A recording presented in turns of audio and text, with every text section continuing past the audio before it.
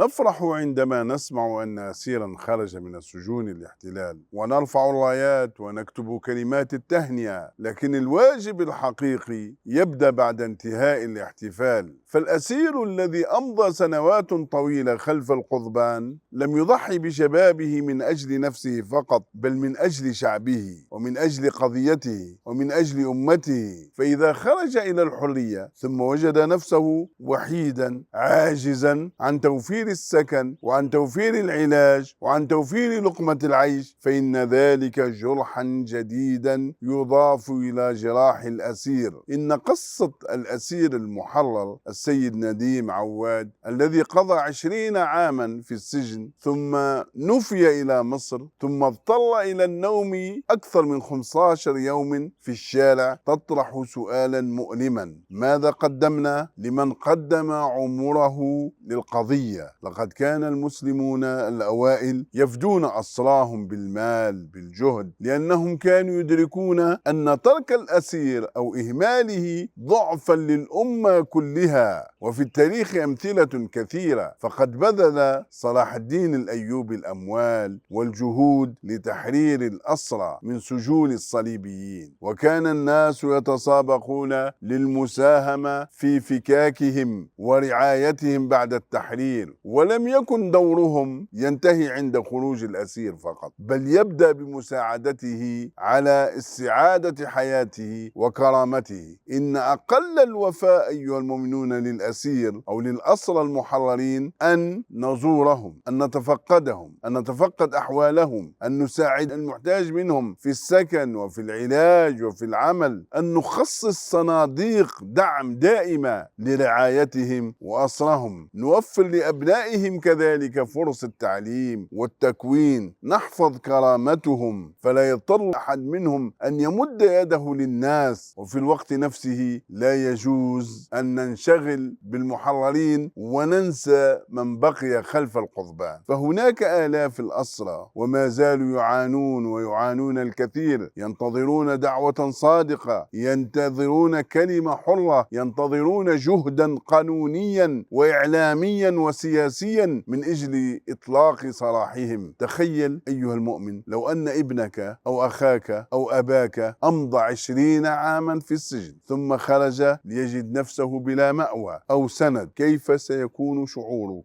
هذا ما يجب أن نشعر به تجاه كل أسير محرر. إن نصرة الأسرى ليست موسما عابرا ولا منشورا على وسائل التواصل الاجتماعي، بل هي مسؤولية مستمرة. إننا من هذا المنبر نطالب بالحرية لمن بقي في السجون، ونصون كرامة من عاد إلى الحرية. فلا تجعلوا الأسرى أبطالا في يوم التحرر فقط، بل اجعلوهم أبناء للأمة ما بقوا أحياء. اللهم فك قيد الأسرى وفرج كربهم وعدهم إلى أهلهم سالمين غانمين يا رب العالمين، وارزق المحررين منهم حياة كريمة تليق بتضحياتهم. والسلام عليكم ورحمة الله تعالى وبركاته.